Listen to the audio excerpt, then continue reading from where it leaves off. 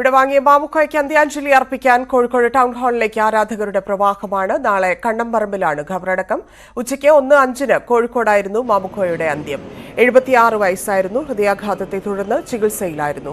ഹൃദയാഘാതത്തിന് പിന്നാലെ തലച്ചോറിൽ രക്തസ്രാവവും ഉണ്ടായതോടെയാണ് ആരോഗ്യനില വഷളായത്. കഴിഞ്ഞ ദിവസം മലപ്പുറത്ത് ഫുട്ബോൾ ടൂർണമെന്റ് ഉദ്ഘാടനം ചെയ്യുന്നതിനിടെ മാമുക്കോയ്ക്ക് ദേഹാസ്വാസ്ഥ്യം ഉണ്ടാവുകയായിരുന്നു. കോഴിക്കോട് ടൗൺ ഹാളിൽ നിന്ന് CV അനുമോദ് ചേരുന്നുണ്ട്. അനുമോദ്, വലിയ തിരക്കാണ് ദൃശ്യങ്ങളിൽ കാണുന്നത് പോലെ തന്നെ. അദ്ദേഹത്തിന് അവസാനമായി കാണാൻ എത്തുന്നവരുണ്ട്. സാമൂഹ്യ സാംസ്കാരിക പ്രവർത്തകരെല്ലാം തന്നെ എത്തിക്കൊണ്ടിരിക്കുകയാണോ? വിവരങ്ങൾ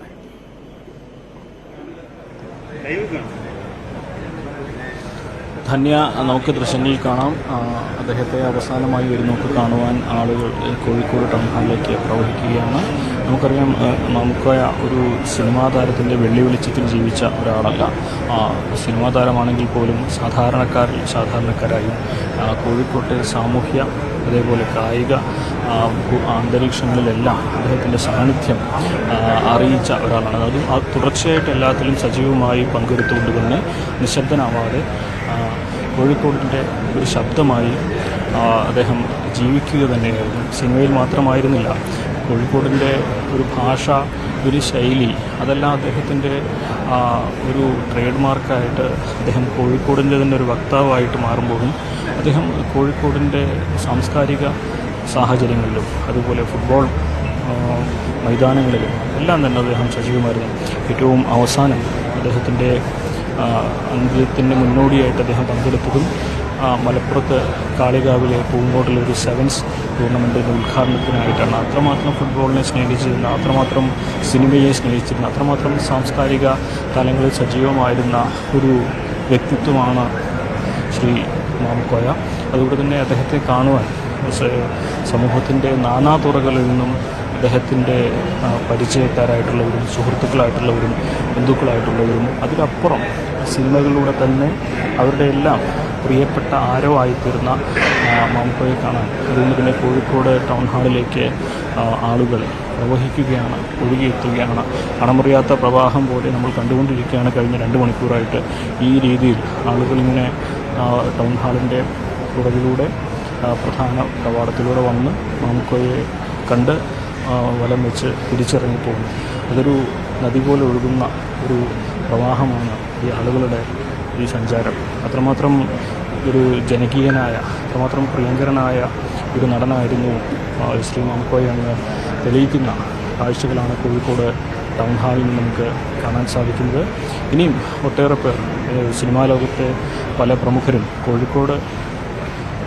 കോഴിക്കോടുള്ള സിനിമാക്കാരൊക്കെ ഇതിനോടകം തന്നെ മാമുക്കോയെ കണ്ട് അദ്ദേഹത്തിൻ്റെ അന്ത്യാഞ്ജലി അർപ്പിച്ച് കഴിഞ്ഞിട്ടുണ്ട്. പക്ഷേ നമുക്കറിയാം, മലയാള സിനിമാ ലോകത്തെ പല പ്രമുഖരും മാമുക്കോയെ അവസാനമായി നമുക്ക് കാണുവാൻ വിവിധ സ്ഥലങ്ങളിൽ നിന്നായിട്ടുള്ള യാത്രയിലാണ്. അവരെല്ലാം ഇന്ന് രാത്രിയോടെ ഇവിടെ എത്തിച്ചേർന്ന് മാമുക്കോയ്ക്ക് അന്ത്യാഞ്ജലി, അവരുടെ ആദരാഞ്ജലി അർപ്പിക്കും എന്ന് തന്നെ വേണം കരുതാൻ. ഇന്ന് രാത്രി 10 മണി വരെയാണ് കോഴിക്കോട് ടൗൺ ഹാളിൽ ഈ പൊതുദർശനത്തിൻ്റെ സമയം നിശ്ചയിച്ചിരിക്കുന്നത്. ഒരുപക്ഷെ ആളുകളുടെ ഒരു ഒഴുക്ക് തുടരുകയാണെങ്കിൽ, അല്ലെങ്കിൽ നിശ്ചയിച്ചതിലും അപ്പുറത്തേക്ക് ഈ ഒരു സമയക്രമം ഇവിടെ മാറാനുള്ളൊരു സാധ്യതയും നമ്മൾ കാണുന്നുണ്ട്. എന്നാണെങ്കിലും വലിയ ഒരു ജനങ്ങളുടെ ഒരു പ്രവാഹം തന്നെയാണ് നമുക്ക് കോഴിക്കോട് ടൗൺ ഹാളിൽ മാമുക്കോയ്ക്ക് അന്ത്യാഞ്ജലി അർപ്പിക്കുവാൻ കാണാൻ സാധിക്കുന്നത്. വലിയ തിരക്ക് ഇവിടെ അനുഭവപ്പെടുന്നുണ്ട്. ഒപ്പം തന്നെ ഈ ഒരു സാഹചര്യത്തിൽ കോഴിക്കോടിൻ്റെ ഒരു അടയാളമാക്കപ്പെട്ട, അല്ലെങ്കിൽ കോഴിക്കോടിനെ മലയാള സിനിമാ ലോകത്തും അടയാളമാക്കിയ തങ്ങളുടെ പ്രിയ താരത്തെ, തങ്ങളുടെ പ്രിയ നടനെ ഒരു നോക്ക് കാണുവാനുള്ള ആളുകളുടെ ഒരു ഒഴുക്ക് തന്നെയാണ് നമുക്കിവിടെ അനുഭവപ്പെടുന്നത്. ഇതിൽ സാധാരണക്കാരുണ്ട്, സിനിമാ താരങ്ങളുണ്ട്, എല്ലാവരും സമൂഹത്തിൻ്റെ വിവിധ തുറകളിൽ ഉള്ളവരുണ്ട്. അവരെല്ലാം തന്നെ മമ്മൂക്കയെ കാണുവാൻ ഇവിടേക്ക് എത്തിക്കൊണ്ടിരിക്കുകയാണ്.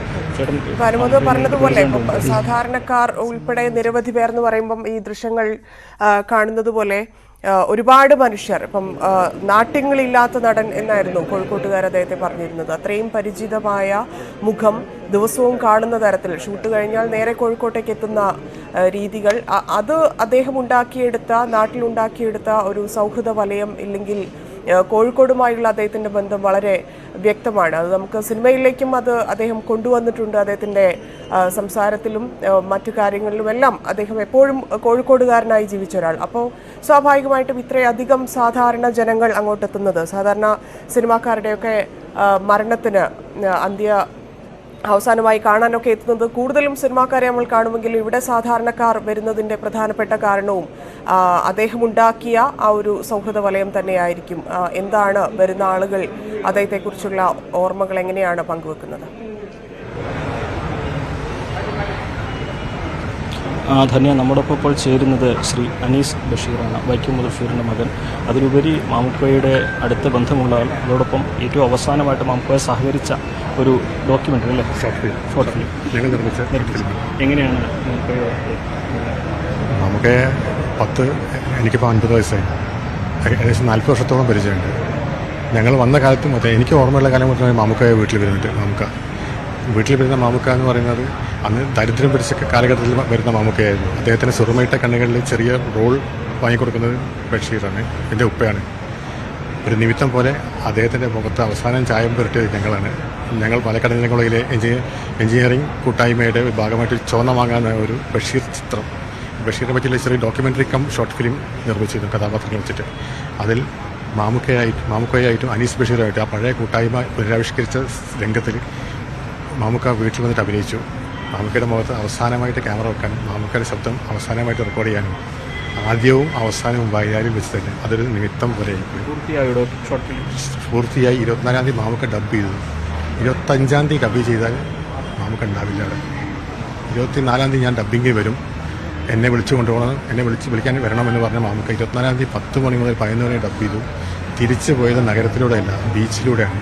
മാമുക്ക നടന്നുപോയ വഴികളെല്ലാം കാണിച്ചു തന്നുകൊണ്ട് ഒരു നിമിത്തം തന്നെ ഞാൻ ഈ വഴിയൊക്കെ നടന്നുപോയി, നിങ്ങൾക്ക് വേണമെങ്കിൽ നടക്കാമെന്നുള്ള രീതിയിൽ ആ വഴികളൊക്കെ ഞങ്ങൾ കാണിച്ചു തന്നു, എൻ്റെ സംവിധാനം കാണിച്ചു തന്നു. സവിശേഷ വാത്സല്യം മാമുക്കയ്ക്കുണ്ടായിരുന്നു. വളരെ സത്യമാണ്. മാമുക്ക എൻ്റെ അനീസയെ എന്നാണ് വിളിക്കുക. എൻ്റെ അനീസെ, ഞങ്ങളുടെ ഫിലിമിൽ പറയാം, എൻ്റെ അനീസെ ഇതൊരു പ്രപഞ്ചമാണ്, ഈ വൈലാര്യം വീട് ഒരു പ്രപഞ്ചമാണെന്ന് പറഞ്ഞ ഡയലോഗ് മാമുക്കയിൽ സംസാരിക്കാൻ ആ ഒരു ഷോർട്ട് ഫിലിമിൽ. അങ്ങയുടെ പിതാവിൻ്റെ രചനകളിലൊക്കെ പലപ്പോഴും മാമുക്കയുടെ പേരെടുത്തിട്ടുള്ള പല പരാമർശങ്ങൾ വായിച്ച് ഓർമ്മയിലുണ്ട്.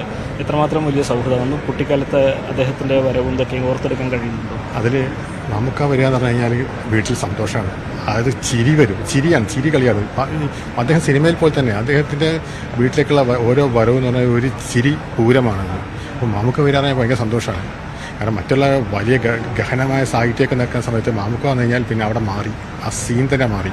അപ്പം മാമുക്ക വരണേ എന്നാണ് ഞങ്ങളുടെ പ്രാർത്ഥന. അഴീക്കോട് മാഷ് വരണേ, മാമുക്ക വരണേ, അങ്ങനത്തെ കുറച്ച് ആൾക്കാർ വരണേ എന്ന് എപ്പോഴും നമ്മൾ ചിന്തിച്ചുകൊണ്ടിരിക്കും. മാമുക്ക വരുമ്പോൾ സന്തോഷമാണ്. കാരണം എന്തെങ്കിലുമൊക്കെ പറയും. സന്ദേശത്തിലെ സീൻ മാമുക്ക വീട്ടിൽ അഭിനയിച്ച് കാണിച്ചു. അദ്ദേഹത്തിന് തീരെ സുഖമില്ലാത്ത സമയത്ത് മാമുക്ക വന്നു, വളരെ മാമുക്കയും വിഷമിച്ചിരിക്കുകയാണ്. അപ്പോൾ സീൻ മാറ്റാൻ വേണ്ടി സന്ദേശത്തിലത്തെ ആ ഡയലോഗ് ഉണ്ടല്ലോ, ഞങ്ങളുടെ സഖ്യകക്ഷി കമ്മിറ്റി കൂടുമ്പോൾ ഒരു കോഴി ബിരിയാണി കഴിക്കും എന്നല്ലാതെ അവർക്കൊരു വർഗീയതയില്ല, ഇതാണ് അവരെ വർഗീയത എന്ന് ചോദിക്കുന്നത്.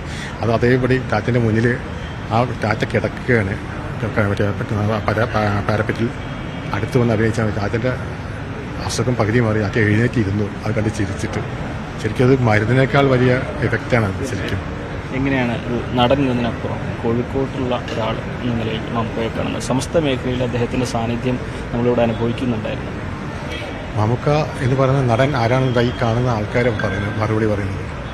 അവാർഡുകളെല്ലാം ഒരാളെ തീർച്ചപ്പെടുത്തുന്നത് ആരാണെന്ന് ഈ കാണുന്ന ജനം മറ്റൊരാൾക്കും ഇങ്ങനെ കിട്ടുമെന്ന് എനിക്ക് തോന്നുന്നില്ല. അത്രയും കോഴിക്കോടും കേരളവും മലയാളികളുള്ളിടത്തെല്ലാം മാമുക്കുണ്ട്. ഗഫൂർ കാ ദോസ്ത് എന്ന് പറയുന്ന മാമുക്കുണ്ട്. ആ ദോസ്ത് മലയാളി കാ ദോസ്താണ് മാമുക്ക.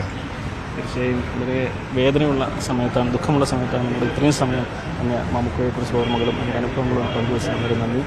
വൈക്കം മുഹമ്മദ് ബഷീറിൻ്റെ മകൻ ശ്രീ അനീസ് ബഷീറാണ് നമ്മളോട് ഈ അദ്ദേഹത്തിൻ്റെ ഓർമ്മകളും അനുഭവങ്ങളും ഒക്കെ പങ്കുവച്ചത്. ഈ ഒഴുകി വരുന്ന ജനക്കൂട്ടം തന്നെയാണ് മാമുക്കോയെ ആരാണെന്ന് അടയാളപ്പെടുത്തുന്നതെന്നാണ് ശ്രീ അനീസ് പറഞ്ഞു നിർത്തുന്നത്. അതുതന്നെയാണ് നമുക്കിവിടെ കാണാൻ സാധിക്കുന്നത്.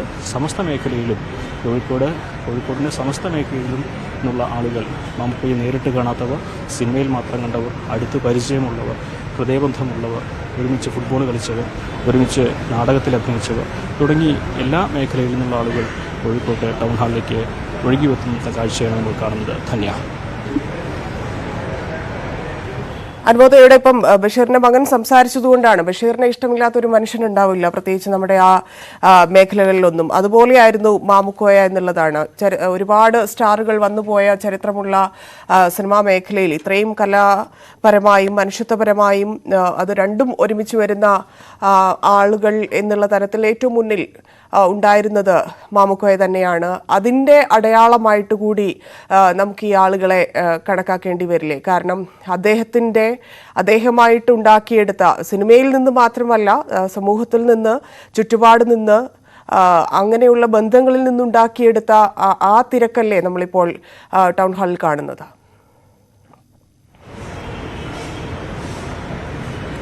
ധന്യ, നേരത്തെ നമ്മൾ സൂചിപ്പിച്ചതുപോലെ മാമുക്കോയുമായിട്ടുള്ള പരിചയം അത് നേരിട്ടുള്ള പരിചയമാവണമെന്നില്ല. കാരണം മലയാള സിനിമയിൽ ഒരു ആളെ കുട്ടിക്കാലം മുതൽ ചിരിപ്പിക്കുക എന്നത് മറ്റാർക്കും അത്ര എളുപ്പത്തിൽ കഴിയുന്ന ഒരു കാര്യമല്ല. ഒരു 5 വയസ്സുള്ള കുട്ടി മുതൽ 80 വയസ്സുള്ള ഒരാൾ വരെ മാമുക്കോയുടെ ഹാസ്യം, അതിൽ ഒരു തന്മയത്വം, അതെല്ലാം തന്നെ ഉൾക്കൊണ്ട് പെട്ടെന്ന് ചിരിക്കും. സ്വാഭാവികമായിട്ടും ആ ഹാസ്യത്തിനോടുള്ള ഒരു സ്വീകാര്യത, അല്ലെങ്കിൽ ആ ഒരു സ്വീകാര്യതയാണ് സിനിമാ ലോകത്ത് അദ്ദേഹത്തെ പ്രിയങ്കരനാക്കിയത് എല്ലാവരെയും. പക്ഷേ ഇവിടെ നമ്മൾ കോഴിക്കോട്ടേക്ക് വരികയാണെങ്കിൽ സാഹചര്യങ്ങൾ കുറച്ചുകൂടി വ്യത്യസ്തമാണ്. കാരണം തൻ്റെ ബാല്യം മുതൽ ഈ കോഴിക്കോടിൻ്റെ ഭാഗമായിട്ട് നിന്നിരുന്ന ഒരാൾ, ആദ്യം തടി കൂപ്പിലാണെങ്കിലും തടിക്കച്ചവടത്തിലാണെങ്കിലും ശേഷം നാടക മേഖലയിലാണെങ്കിലും അതിനപ്പുറം സിനിമാ ലോകത്താണെങ്കിലും ഇതിനെല്ലാം സിനിമാ താരമായിട്ട് തിരക്കേറിയ താരമാവുന്ന സമയത്ത് പോലും അദ്ദേഹം കോഴിക്കോടിൻ്റെ സാംസ്കാരിക തലങ്ങളിൽ തൻ്റേതായ സ്വാധീനം ചെലുത്തിയിരുന്നു. തൻ്റെ അഭിപ്രായങ്ങൾ അദ്ദേഹം തുറന്നു പറഞ്ഞിരുന്നു. ഫുട്ബോൾ മൈതാനങ്ങളിൽ അദ്ദേഹം സജീവമായിരുന്നു. തൻ്റെ ആരോഗ്യം പോലും അവഗണിച്ച് അദ്ദേഹം ഫുട്ബോൾ മത്സരങ്ങൾ കാണാൻ പോയിരുന്നു. ഇപ്പോൾ ഏറ്റവും അവസാനം അദ്ദേഹത്തിൻ്റെ യാത്ര കോഴിക്കോട് നിന്ന് ഒരുപാട് കിലോമീറ്റർ അകലെയുള്ള മലപ്പുറത്തിൻ്റെ ഒരു മലയോര മേഖലയായ കാളികാവിലായിരുന്നു അദ്ദേഹത്തിൻ്റെ അവസാനത്തെ അദ്ദേഹം പങ്കെടുത്ത പരിപാടി. അതും ഒരു സെവൻസ് ടൂർണമെൻറ്റ് ഉദ്ഘാടനം, അതായത് രാത്രി 8 മണിയോടെ. അപ്പോൾ ആരോഗ്യം പോലും പരിഗണിക്കാതെ ഫുട്ബോളിനോടുള്ള തൻ്റെ സ്നേഹം, ഫുട്ബോളിനോടുള്ള തൻ്റെ ഒരു ആരാധന, അതൊക്കെ അദ്ദേഹം എല്ലാ സമയത്തും വെച്ചു പുലർത്തിയിരുന്നു എന്നതിൻ്റെ ഏറ്റവും വലിയ ഉദാഹരണം തന്നെയാണ് അദ്ദേഹത്തിൻ്റെ അവസാനത്തെ അദ്ദേഹം പങ്കെടുത്ത പരിപാടി. അപ്പോൾ അത്രമാത്രം വൈവിധ്യമാർന്നു മാമുക്കോയുടെ ജീവിതം, അത്രമാത്രം സ്വീകാര്യത ഉണ്ടായിരുന്നു അദ്ദേഹത്തിന്. ഈ നമ്മൾ ദൃശ്യങ്ങളിൽ കാണുന്ന ആളുകളെല്ലാം തന്നെ ഒന്നല്ലെങ്കിൽ മറ്റൊരു തരത്തിൽ മാമുക്കോയുമായി അടുത്ത ബന്ധമുള്ളവരായിരിക്കും, മാമുക്കോയ്ക്ക് പ്രിയപ്പെട്ടവരായിരിക്കും, അല്ലെങ്കിൽ മാമുക്കോയോട് ഇഷ്ടമുള്ളവരായിരിക്കും.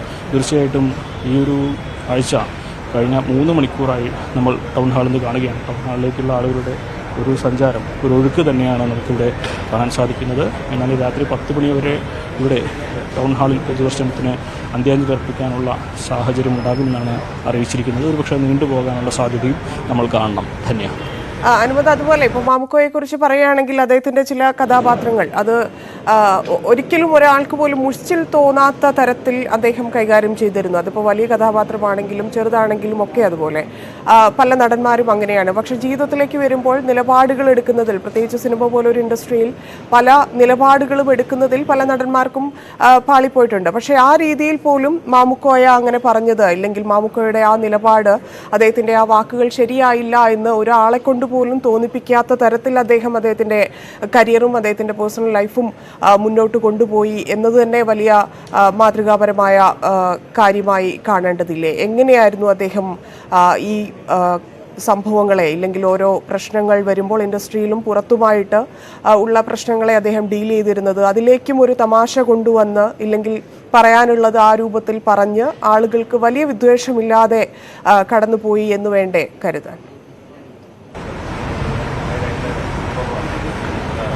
തീർച്ചയായിട്ടും തനിക്ക് തൻ്റേതായ ഒരു അഭിപ്രായം എല്ലായിടത്തും മാമുക്കോയ രേഖപ്പെടുത്തിയിരുന്നു. അത് തന്നെ കേൾക്കുന്നവർക്ക് ഇഷ്ടപ്പെടുന്നതാണെങ്കിലും അല്ലെങ്കിലും അത് തൻ്റെ ശരി എന്ന അദ്ദേഹത്തിൻ്റെ ഒരു വ്യക്തിത്വം, ആ ഓരോ അഭിപ്രായങ്ങളുണ്ട്. നമുക്കതിൻ്റെ അടിസ്ഥാനം കാണേണ്ടത് മാമുക്കോയുടെ കരിയർ, അദ്ദേഹത്തിൻ്റെ ചെറുപ്പകാലം അദ്ദേഹം ചെലവഴിച്ചതെല്ലാം വൈക്കം മുഹമ്മദ് ബഷീറിനെ പോലെയുള്ളവരുടെ കൂടെയും MS ബാബുരാജിനെ പോലെയുള്ളവരുടെയും അത്തരത്തിൽ SK പൊറ്റേക്കാരനെ പോലെയുള്ളവരുടെയും അങ്ങനെ ഒരു പ്രതിഭകളുടെ അല്ലെങ്കിൽ വ്യക്തിത്വം നാർന്ന വ്യക്തികളുടെ കൂടെയായിരുന്നു അദ്ദേഹത്തിൻ്റെ ആ ഒരു ട്രാൻസ്ഫോർമേഷൻ പീരീഡ് മുഴുവൻ അദ്ദേഹം ഉണ്ടായിരുന്നത്.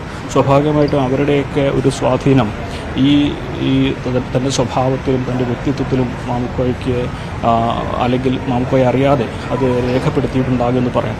കാരണം ഇവരിൽ നിന്നെല്ലാമുള്ള നല്ല വശങ്ങൾ അദ്ദേഹത്തിൻ്റെ ഉള്ളിൽ സ്വാഭാവികമായിട്ട് അദ്ദേഹത്തിൻ്റെ സ്വഭാവത്തെ ഒരു ക്യാരക്ടറിനെ സൃഷ്ടിച്ചു എന്നത് പറയാം. അപ്പോൾ അത്തരത്തിൽ ആർക്കു മുമ്പിലും തലകുനിക്കാത്ത, തൻ്റെ അഭിപ്രായങ്ങൾ തുറന്നു പറയുന്ന, എന്നാൽ അതാരെയും വേദനിപ്പിക്കാതെ നർമ്മത്തിൻ്റെ മേമ്പൊടിയുടെ ഹാസ്യത്തിലൂടെ, എന്നാൽ തനിക്ക് പറയാനുള്ളത് കൃത്യമായിട്ട് കമ്മ്യൂണിക്കേറ്റ് ചെയ്യാൻ കഴിയുന്ന ഒരു വ്യക്തി. അത് ഒരു സാധാരണ ഒരു സെലിബ്രിറ്റി നിലയിൽ നിൽക്കുന്ന ഒരാൾക്ക് അത്ര എളുപ്പത്തിൽ കഴിയുന്ന കാര്യമല്ല. കാരണം പറയുമ്പോൾ പലരെയും വേദനിപ്പിക്കേണ്ടതായിട്ട് വരും. അത് തൻ്റെ ഇമേജിനെ ബാധിക്കുന്നതാണെങ്കിൽ താൻ പറയാതിരിക്കുന്ന സാഹചര്യം വരും. അത്തരത്തിൽ പലതും ഈ ഒരു സെലിബ്രിറ്റി സ്റ്റാറ്റസിൽ നിൽക്കുന്നവർക്ക് ത്യജിക്കേണ്ടതായിട്ട് വരും, അഭിപ്രായങ്ങളിലാണെങ്കിലും മറ്റു ഇടപെടലുകളിലാണെങ്കിലും. പക്ഷേ മാമുക്കോയെ സംബന്ധിച്ച് അത്തരത്തിലൊന്നും ആയിരുന്നില്ല. അദ്ദേഹത്തിന് പറയാനുള്ളത് അദ്ദേഹം കൃത്യമായി പറയുന്നു, അദ്ദേഹത്തിൻ്റെ കാര്യങ്ങൾ അദ്ദേഹം ചെയ്യുന്നു. അതിന് ഒരു സ്വീകാര്യത, അതായത് മുഖംമൂടികളില്ലാത്ത, ചായം തേക്കുന്നത് സിനിമയ്ക്ക് വേണ്ടി മാത്രമാണെന്ന് അദ്ദേഹത്തിൻ്റെ ജീവിതത്തിൽ അദ്ദേഹം കാണിച്ചു കൊടുത്ത ഒരു അത്തരത്തിൽ തൻ്റെ ജീവിതം കരുപിടിപ്പിച്ച ഒരു വ്യക്തിത്വമായിട്ട് തന്നെ വേണം നമുക്ക് മാമുക്കോയെ കാണാൻ. അതുകൊണ്ട് തന്നെയാണ് അദ്ദേഹത്തിൻ്റെ ജീവിതത്തിൻ്റെ ഒരു സ്വീകാര്യതയും അദ്ദേഹത്തോടെ ഒരു ആദരവും ഈ നാട് എപ്പോഴും നൽകുന്നത്. നമ്മൾ ഈ അണമുറിയാതെ എത്തുന്ന ജനങ്ങളുടെ ഒരു പ്രവാഹം തന്നെ അതിൻ്റെ ഒരു വലിയ തെളിവായിട്ട് വേണം കാണാൻ. നിശബ്ദമായി, എന്നാൽ ഒട്ടും വേഗത്തിലല്ലാതെ ഈ ജനങ്ങളുടെ പ്രവാഹം, മാമുക്കോയുടെ ഭൗതിക ശരീരം അവസാനമായി ഒരു നോക്ക് കാണുവാനുള്ള ജനങ്ങളുടെ പ്രവാഹം കോഴിക്കോട് ടൗൺ ഹാളിൽ തുടർന്നുകൊണ്ടിരിക്കുകയാണ്. ഈ ഒരു ആളുകളുടെ സാന്നിധ്യം തന്നെയാണ് അദ്ദേഹത്തിനോടുള്ള ആദരവിൻ്റെ, അല്ലെങ്കിൽ അദ്ദേഹത്തിന് നൽകാവുന്ന ഏറ്റവും വലിയൊരു ബഹുമതി. കാരണം ഇത്രത്തോളം ജനങ്ങൾക്കിടയിൽ സ്വീകാര്യനാവുക, ഇത്രത്തോളം ജനങ്ങൾക്കിടയിൽ ആദരിക്കപ്പെടുക, അതൊക്കെ ഒരു ഹൃദയത്തിൽ നന്മയുള്ള അല്ലെങ്കിൽ കാപട്യങ്ങളില്ലാത്ത ഒരാൾക്ക് സാധിച്ചെടുക്കാൻ കഴിയുന്ന ഒരു കാര്യമാണ്. മാമുക്കോയുടെ ജീവിതം തന്നെ അത്തരത്തിലാണ് ആ ജീവിതം ചിട്ടപ്പെടുത്തിയിരുന്നതും കരുപിടിപ്പിച്ചിരുന്നതും. അതുകൊണ്ട് തന്നെയാണ് അദ്ദേഹത്തിന് ഇത്രയും സ്വീകാര്യത നമുക്ക് കാണാൻ സാധിക്കുന്നത്. ഇവിടെ എത്തുന്ന ആളുകളുടെ സാന്നിധ്യം പോലും അത് ഉറക്കെ വിളിച്ചു പറയുന്നതാണ്. ധന്യവാദം. രേഖകളും നൽകിയിട്ടുണ്ട്. പിന്നെ കോൺട്രാക്ട് എഗ്രിമെന്റ് അതും പബ്ലിക് ഡൊമൈനിലുണ്ട്. ഇനിയിപ്പോൾ കെൽട്രോണിന്റെ സൈറ്റിൽ കൂടി ഈ എഗ്രിമെന്റ് ഇടാം എന്ന് പറഞ്ഞിട്ടുണ്ട്. CVC ഗൈഡ് ലൈനും ഞങ്ങൾ നോക്കി. CVC ഗൈഡ് ലൈനും സബ് കോൺട്രാക്ടിംഗ് അനുവദിച്ചിട്ടുള്ള ഭാഗം തന്നെയാണ്. പിന്നെ ഓരോ കമ്പനികളും ഏതൊക്കെയാണ്, നേരത്തെ പറഞ്ഞതിന്റെ ഞാൻ ഘടകങ്ങൾ പറയാം. ഗ്ലോബൽ ഷട്ടർ ടെക്നോളജി അടിസ്ഥാനമാക്കി ANPR ക്യാമറയുമായി ബന്ധപ്പെടുത്തിയ graphic processing engine, synchronised infrared flash, NVIDIA image processing engine, SSD storage എന്നിവ അടങ്ങിയ local processing unit, DC UPS അടങ്ങിയ പവർ കണ്ടീഷനിംഗ് സിസ്റ്റം, സോളാർ പാനലുകൾ, industrial switch, industrial grade 4G modem, IP66 റേറ്റിംഗോടുകൂടിയ outdoor cabinet, lithium ion battery, camera മൗണ്ടിങ്ങിന് ആവശ്യമായ poles, stretcher, foundation installation, 5 വർഷത്തേക്കുള്ള on-site comprehensive warranty. ഇത് കൂടാതെയുള്ള ഫിനാൻഷ്യൽ കമ്പോണന്റ്. ഈ 12+ financial കമ്പോണന്റാണ്. കാരണം 5 വർഷം കഴിഞ്ഞ് 20 തവണയായിട്ടില്ലേ പൈസ കിട്ടുള്ളൂ. അപ്പൊ ഇവര് ലോൺ എടുക്കുന്നതിന്റെ ഭാഗമായിട്ട് ഫിനാൻഷ്യൽ കമ്പോണന്റും ഇതിനകത്ത് ഉൾപ്പെടുത്തിയിട്ടുണ്ട്. ഇങ്ങനെയുള്ളതെല്ലാം 4 കെൽട്രോൺ ഡെവലപ്പ് ചെയ്തതാണ്. ബാക്കി നേരത്തെ പറഞ്ഞ ടെൻഡർ വഴി വരുന്നതാണ്. ആ ടെൻഡർ വിളിച്ച് വന്ന സാധനങ്ങളാണ് മൺവിള കമ്പനിയിൽ അസംബിൾ ചെയ്ത് കെൽട്രോണിന്റെ തദ്ദേശീയമായി വികസിപ്പിച്ചെടുത്തും കൂടി ചേർത്ത് വെച്ചിട്ടാണ് ഈ പ്രൊഡക്റ്റ് കൊടുക്കുന്നത്. അതാണ് കുറെ കാലം മുമ്പ്, ഒരു 5-6 മാസം മുമ്പ് ഞാൻ തന്നെ പോയിട്ടത്. അവിടെ നിങ്ങളും ഉണ്ടായിരുന്നു. അവിടെ അത് റിലീസ് ചെയ്യുകയുണ്ടായി, ഹാൻഡ് ഓവർ ചെയ്യുകയുണ്ടായി ആ ക്യാമറ. ഇത് കൂടാതെ ഇത് കൊണ്ടുപോയി അവിടെ ഫൗണ്ടേഷൻ വെച്ച് സ്ഥാപിക്കുന്നതും ഉൾപ്പെടെ ഇതിന്റെ ചെരുവിൽ വിടും. വെഹിക്കിളിൽ വേറെ വെഹിക്കിൾ ഉണ്ട് ഇതിനകത്ത്. ഇതുകൂടെ റഡാർ സിസ്റ്റം ഉണ്ട്, ഇന്റർനെറ്റ് കണക്ടിവിറ്റി ഉണ്ട്. അതെല്ലാം കൂടി ചേരുന്ന കമ്പോണന്റ് ആണ് എന്ന് കാണേണ്ടതുണ്ട്. പിന്നെ ഇതിന്റെ കമ്പാരിസൺ അത് ഞങ്ങൾ പബ്ലിക് ഡൊമൈനിൽ ഇടാൻ പറഞ്ഞു. ടെക്നിക്കൽ കമ്മിറ്റിയുടെ കമ്പാരിസൺ സ്റ്റേറ്റ്മെന്റ് അതും കൊടുത്തേക്ക്, ആരൊക്കെയാണ് തമ്മിട്ടുള്ളത്, ഓരോരുത്തരും അല്ലെങ്കിൽ റേറ്റ് ഏതാണ്, എങ്ങനെയാണ് അതിലേക്ക് എത്തിയത്, അതും പബ്ലിക് ഡൊമൈനിലേക്ക് ഇട്ടേക്കാം. അപ്പൊ ഇത് സംബന്ധിച്ചുള്ള എല്ലാ വിവരങ്ങളും സുതാര്യമായി തന്നെ കൊടുക്കണം എന്നാണ് ഞങ്ങൾ കണ്ടിട്ടുള്ളത്. ഇതാണ് ഇത് സംബന്ധിച്ച്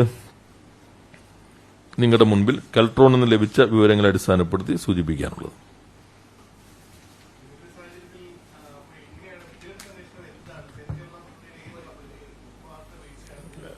അത് ഗതാഗത വകുപ്പിന്റെ ഇത് ഉൾപ്പെടെയുള്ള കുറെ കാര്യങ്ങൾ ഉന്നയിച്ചിട്ട് ചില ഉദ്യോഗസ്ഥരെയൊക്കെ പേര് പരാമർശിച്ചിട്ട് പരാതിയാണ് ഗവൺമെന്റ് വന്നത്. അതിൽ ഒരെണ്ണം സേഫ് കേരള പ്രൊജക്ടാണ്.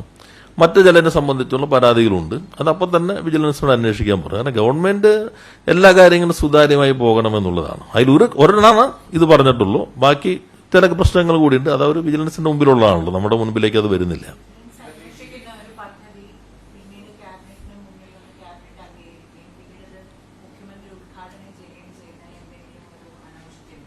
ഏതാ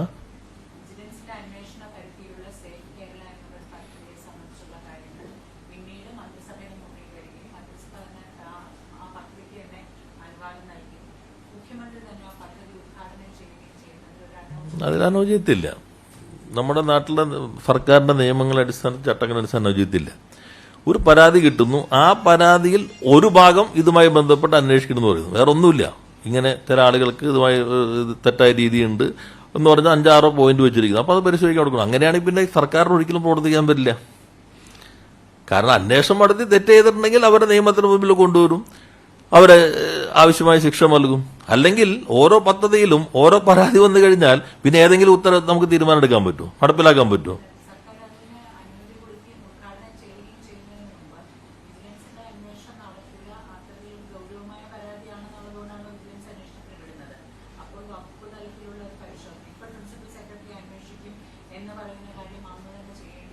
അല്ല, അന്ന് ഞങ്ങളുടെ മുൻപിൽ വന്നിട്ടേ ഇല്ലത്. ഇത് കെൽട്രോണിനെ സംബന്ധിച്ചൊരു പരാതിയില്ല വിജിലൻസിന്റെ മുമ്പിൽ.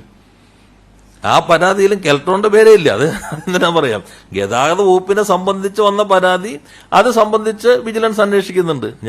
അതിൽ കുറെ കാര്യങ്ങളുണ്ടാവും. ഇപ്പോ ഗവൺമെന്റ് തീരുമാനം എടുക്കുന്നു, നിങ്ങൾ ആരെങ്കിലും പരാതി കൊടുക്കുന്നു, അപ്പൊ വിജിലൻസിനോട് അന്വേഷിക്കാൻ പറയും. അപ്പൊ അത് നിർത്തിവെക്കാൻ പറ്റും?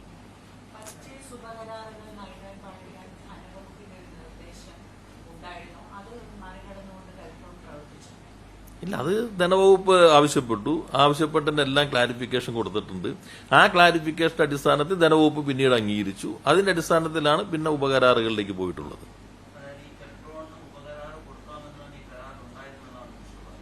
അതെ, ടെൻഡർ ഡോക്യുമെന്റ് ഞാൻ പറഞ്ഞില്ലേ.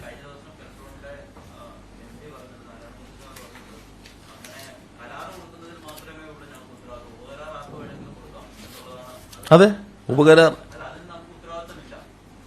അവർ ഇൻഫോം ചെയ്യണമെന്നേ ഉള്ളൂ. അതിൽ ഞാൻ ടെൻഡർ ഡോക്യുമെന്റ് വായിച്ചേ.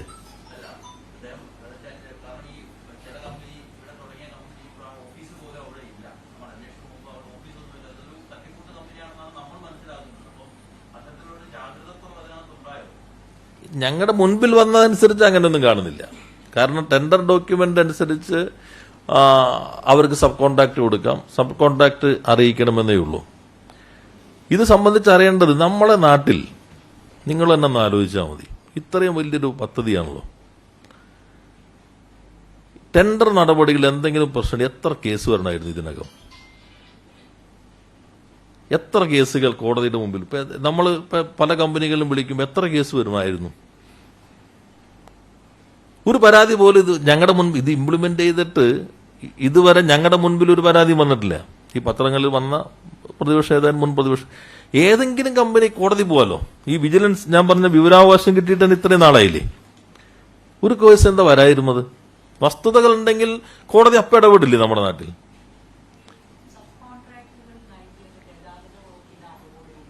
ഗതാഗത വകുപ്പ് അറിയേണ്ട കാര്യമില്ല സാധാരണഗതിയിൽ. കാരണം ഗതാഗത വകുപ്പ് കെൽട്രോണ് കൊടുത്താൽ കെൽട്രോൺ ടെൻഡർ ഡോക്യുമെന്റ് കഴിഞ്ഞു ടെക്നിക്കൽ കമ്മിറ്റി കൊടുത്തിട്ടുണ്ടാവും, ടെക്നിക്കൽ കമ്മിറ്റി ക്ലിയർ ചെയ്തിട്ടുണ്ടാവും.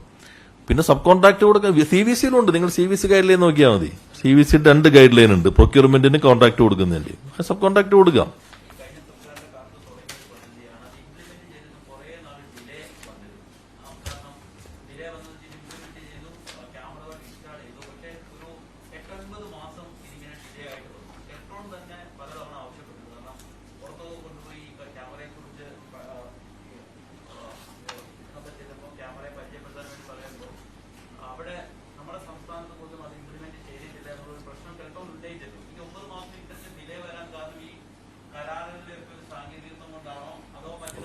നമ്മുടെ സിസ്റ്റം അല്ലേ അതിനകത്ത്. ഞങ്ങൾ കണ്ടതിപ്പോ ഓരോ ജിയോ അതിലെല്ലാം കോംപ്രഹെൻസീവായി വന്നോ, ഇതെല്ലാം കൃത്യമായി വന്നു, ഇങ്ങനെ ചില സാങ്കേതികമായ പ്രശ്നങ്ങൾ ഉണ്ടാവുമല്ലോ. നമ്മളിപ്പോ ഓരോന്നിലും വന്നാൽ നിയമവകുപ്പ് നോക്കും, ധനവകുപ്പ് നോക്കും, അതിനകത്തെല്ലാം ഓരോ പ്രശ്നങ്ങൾ കണ്ടെത്തും. ആ കണ്ടെത്തുന്ന പ്രശ്നങ്ങൾ വെരിഫൈ ചെയ്യും, ക്ലാരിഫൈ ചെയ്യും. ചിലത് ഓവർ റൂൾ ചെയ്യാം ക്യാബിനറ്റിന്, ചിലപ്പോൾ ഫിനാൻസിന് ഓവർ റൂൾ ചെയ്യാം. അങ്ങനെയാണല്ലോ ഞാൻ പറഞ്ഞു. നിങ്ങൾ ആരെങ്കിലും എപ്പോഴെങ്കിലും റിപ്പോർട്ട് ചെയ്തിട്ടുണ്ടോ ഈ 100 ക്യാമറ 40 കോടി എന്നുള്ളത്?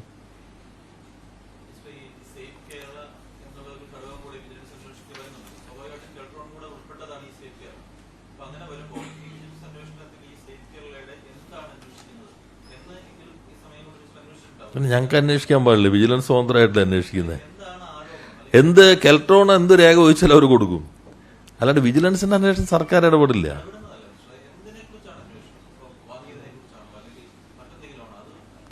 ഇതിപ്പോ പൊതുവായിട്ട് ഏത് പരാതി വന്നാലും അത് അന്വേഷിക്കേണ്ടി തോന്നി. പ്രത്യേകിച്ച് ഇത്രയും പദ്ധതിയിൽ വരുന്ന പരാതികൾ വിജിലൻസ് അന്വേഷിക്കും. വിജിലൻസ് ചെയ്യുന്ന കാര്യം ഞങ്ങൾ മറ്റു വകുപ്പുകൾ അന്വേഷിക്കേണ്ട കാര്യമില്ല. അത് നേരത്തെ തന്നെ അവരുടെ മുമ്പിൽ വന്നു, അവർ നേരത്തെ തന്നെ അന്വേഷിക്കാൻ പറഞ്ഞു. അതിൽ ഒരു ഭാഗം മാത്രമേ ഞാൻ മനസ്സിലാക്കിയിട്ടുള്ളത്, ബാക്കി പലതുണ്ട്. എൻ്റെ കൂടെ ഇത് കൂടി വരുന്നു. ഇതിൽ നമ്മൾ കാണേണ്ട ഭാഗം, നിങ്ങളെല്ലാവരും ഇതിന് നല്ല പ്രചാരവില കൊടുത്തുകൊണ്ട് സേഫ് കേരളയിൽ നല്ല മുന്നേറ്റം കേരളത്തിൽ ഉണ്ടാക്കാൻ കഴിഞ്ഞിട്ടുണ്ട്. ഈ തുടങ്ങിയതിന് ശേഷം 17 ഏപ്രിൽ നിയമലംഘനങ്ങൾ 4,50,552. തൊട്ടടുത്ത ദിവസം 4,11,356. തൊട്ടടുത്ത ദിവസം 3,97,487. തൊട്ടടുത്ത ദിവസം വലിയ കുറവാ, 2,68,378. പിന്നെ പിറ്റേ ദിവസം ഒന്ന് കൂടിയിട്ടുണ്ട്, 2,90,000.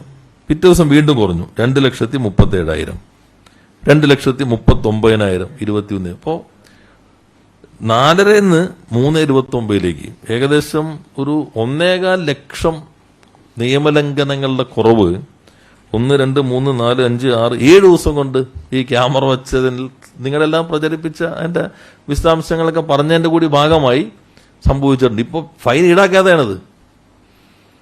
അപ്പോൾ നിങ്ങൾ നല്ല രീതിയിൽ കേരളത്തിൽ മാറ്റമുണ്ടാക്കാൻ കഴിയും എന്ന് തന്നെയാണ് ഞങ്ങൾ പ്രതീക്ഷിക്കുന്നത്.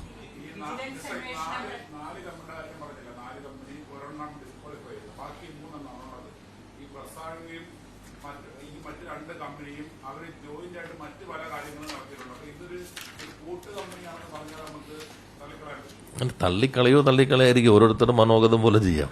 ഞാൻ പറഞ്ഞത് അങ്ങനെ ആയിരുന്നെങ്കിൽ ഇതിനകത്തുള്ള കമ്പനികൾ ആരെങ്കിലും കോടതി പോകായിരിക്കുമോ? അജയ് ഘോഷിന്റെ ഒരു ഇത്രയും കാലത്തെ മാധ്യമ പ്രവർത്തന അനുഭവം വെച്ചിട്ട് എങ്ങനെയാണ് ഇത്രയും വലിയ 235 കോടിയുടെ ഇതുപോലെ പരസ്പരം ഞങ്ങൾ വേണ്ടി പരിശോധിക്കാട്ടോ ഇതൊക്കെ. നിങ്ങൾ പറഞ്ഞു, ഞാൻ പറഞ്ഞത്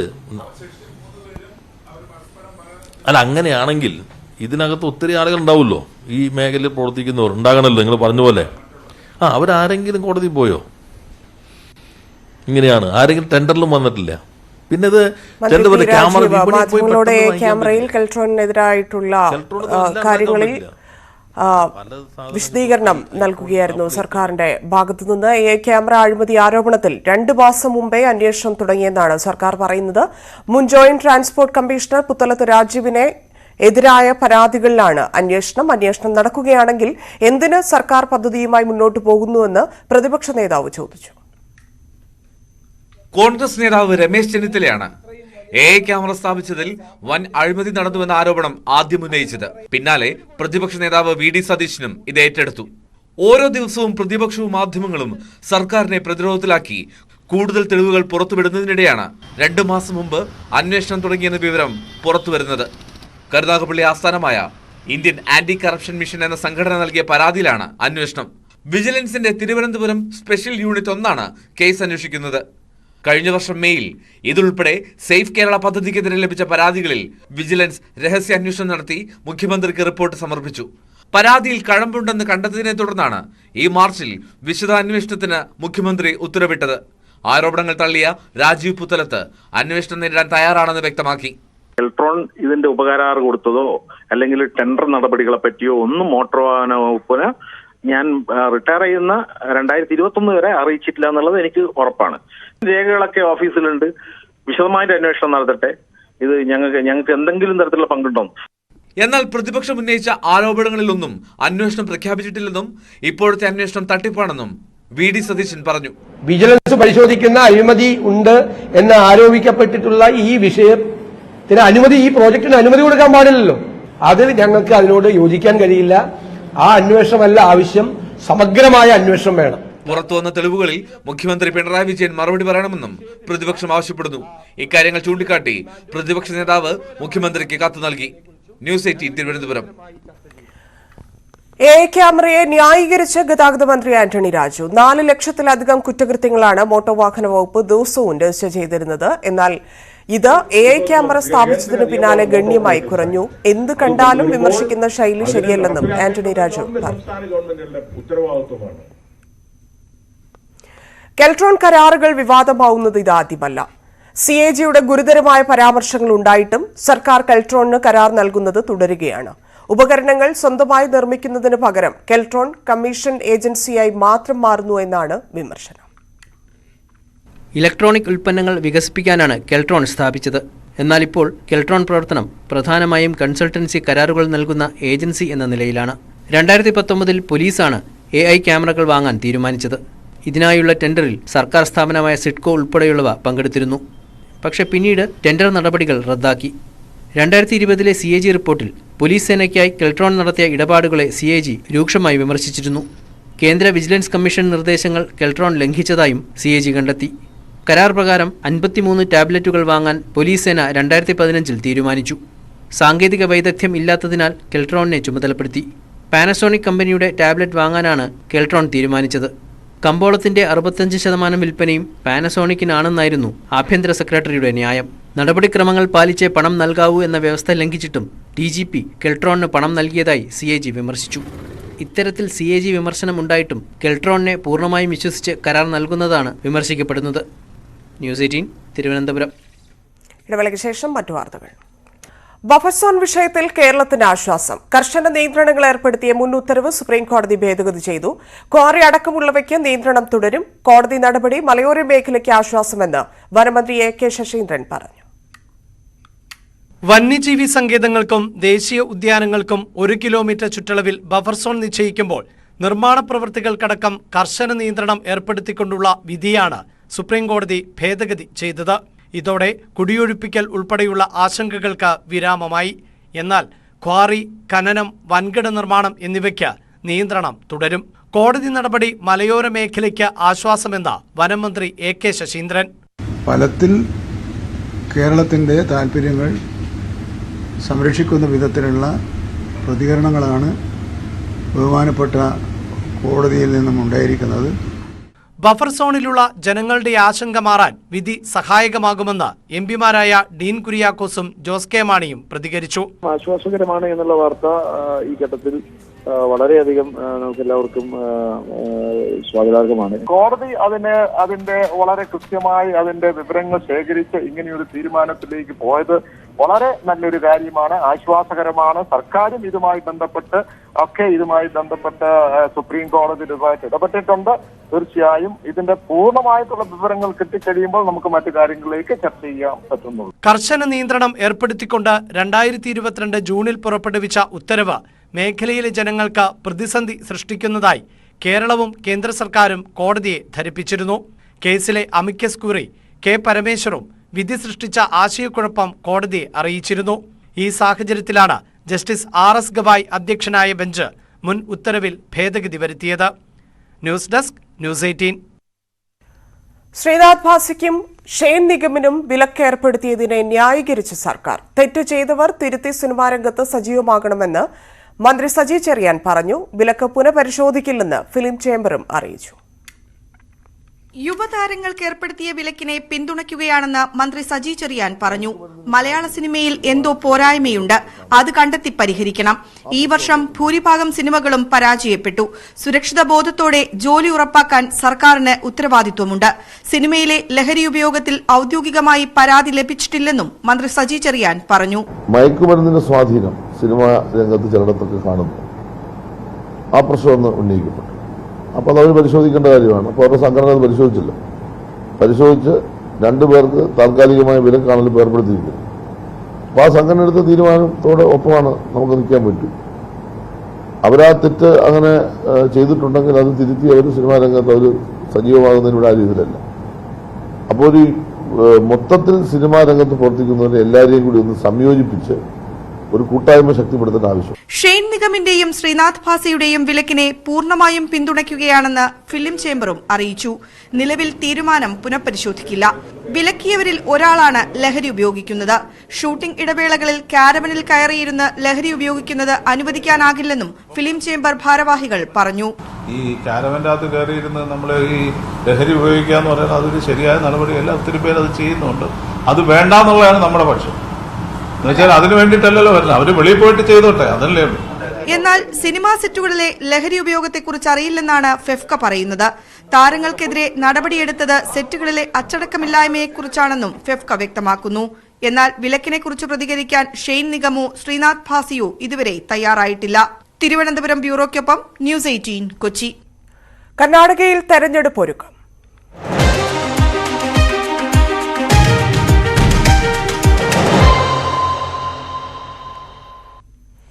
കർണാടകയിലെ പ്രചാരണ ചൂടിലും പുതിയ അനുഭവങ്ങൾ പരീക്ഷിക്കുകയാണ് കോൺഗ്രസ് നേതാവായ പ്രിയങ്ക ഗാന്ധി.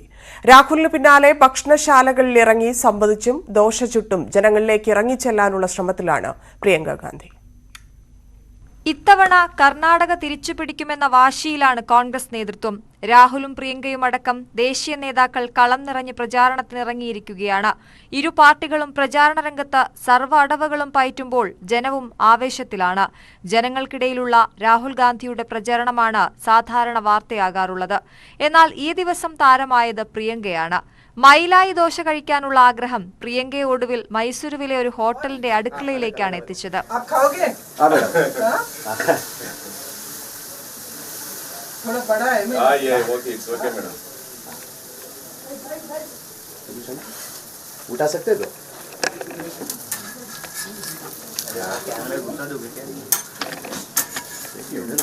കലക്കി വെച്ച മാവ് കല്ലിലേക്കൊഴിച്ച് ദോശ ചുട്ടെങ്കിലും പ്രിയങ്ക കഴിച്ചത് ഇഡ്ഡലിയാണ്. കർണാടക PCC അധ്യക്ഷൻ DK ശിവകുമാറിനൊപ്പമാണ് പ്രിയങ്ക ഹോട്ടലിലെത്തിയത്. ഇടവേളകൾ സമ്മർദ്ദങ്ങളില്ലാതെ ചെലവഴിക്കുമ്പോഴും ജയത്തിൽ കുറഞ്ഞതൊന്നും പ്രിയങ്ക കർണാടകയിൽ ആഗ്രഹിക്കുന്നില്ല.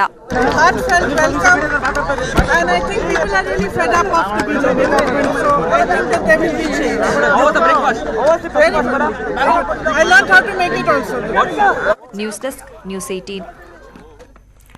മാധ്യമപ്രവർത്തക അപർണ കുറുപ്പിന്റെ നോവൽ കോ അഹാവു തേവായി കൊച്ചിയിൽ പ്രകാശനം ചെയ്തു.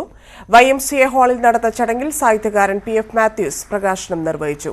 സന്തോഷ് ഏച്ചിക്കാനം പുസ്തകം ഏറ്റുവാങ്ങി. ഹൈബി ഈഡൻ MP അടക്കം രാഷ്ട്രീയ മാധ്യമ രംഗത്തെ നിരവധി പേർ ചടങ്ങിൽ സംബന്ധിച്ചു. പ്രമുഖ പ്രസാധകരായ ഗ്രീൻ പേപ്പർ പബ്ലിക്കയാണ് പുസ്തകം പുറത്തിറക്കിയിരിക്കുന്നത്.